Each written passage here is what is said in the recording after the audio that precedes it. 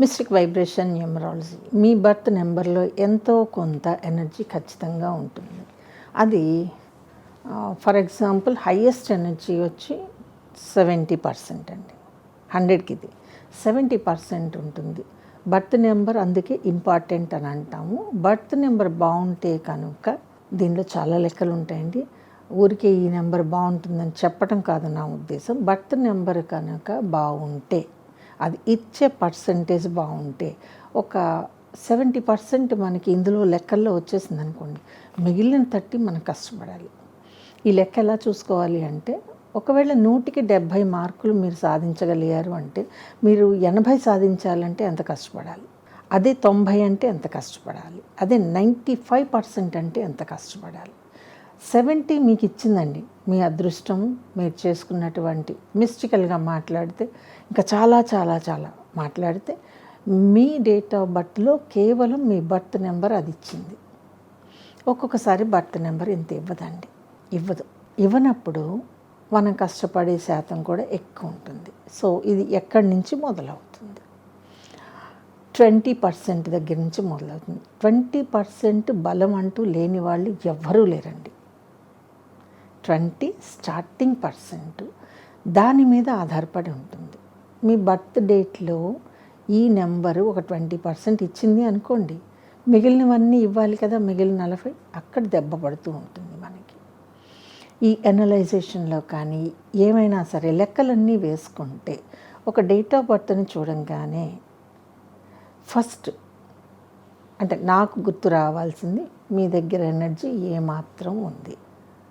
Course ఇది పెద్దగా మేమేం రివీల్ చేయమనుకోండి. మా లెక్కలు ఎనలైజేషన్ ఇవన్నీ చేసినప్పుడు మీ లైఫ్ ఎలా ఉంది, ఎటువంటి లైఫ్ని మీరు లీడ్ చేయగలుగుతున్నారు, మీ లైఫ్లో ఎంతవరకు టెన్షన్స్ ఉంటాయి, ఇలాంటివి చాలా విషయాలు బయటకు వస్తాయి.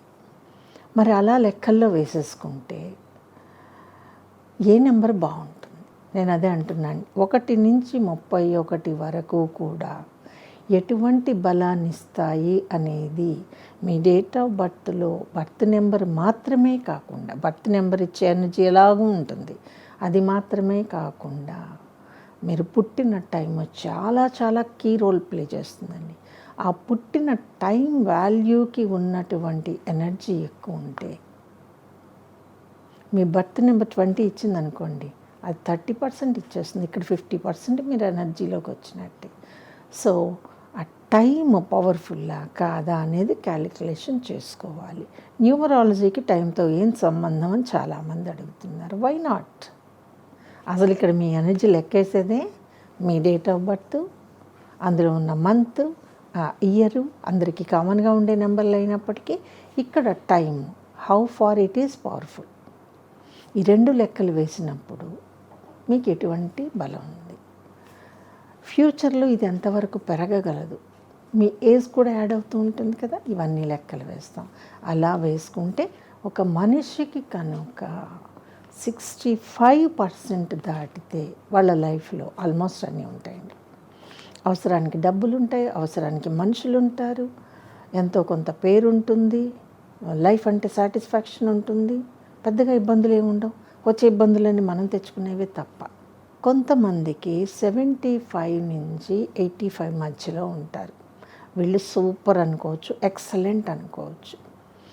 తెలుగులో చెప్పాలి అంటే భూ కనక వస్తు వాహనాది ఇత్యాది సౌకర్యాలు, ఇది తెలుగులో చెప్పాలంటే.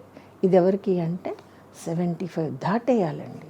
అయితే మేము 75 ఏదన్నా రెమెడీ చేసి పెంచుకోలేరు.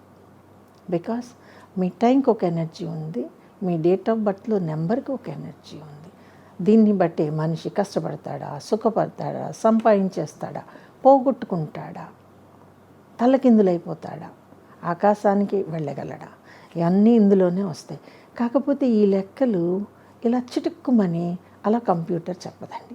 మొత్తం హ్యాండ్ మ్యాథ్స్ ఉంటాయి, ఇవన్నీ చేతి లెక్కలు మాత్రమే. ఈవెన్ ఏ ఆర్టిఫిషియల్ ఇంటెలిజెంట్ కూడా సపోర్ట్ చేయదు దీన్ని. That's why these are called mystical analysis. ఒక లెక్క, ఒక డేట్ ఆఫ్ బర్త్కి కరెక్ట్ వివరాలు ఉంటే మనం వెయ్యటానికి it takes lot of time. ఏం చేసుకుందాం ఇవన్నీ తెలుసుకొని? మీరు ఏం చేసుకుందాం అనుకుని వస్తున్నారు నా దగ్గరికి, అదే చేద్దాం. అర్థమైంది కదా? ఈ వీడియో కనుక మీకు నచ్చినట్లయితే లైక్ చేయండి, షేర్ చేయండి, మా ఛానల్ని సబ్స్క్రైబ్ చేయండి.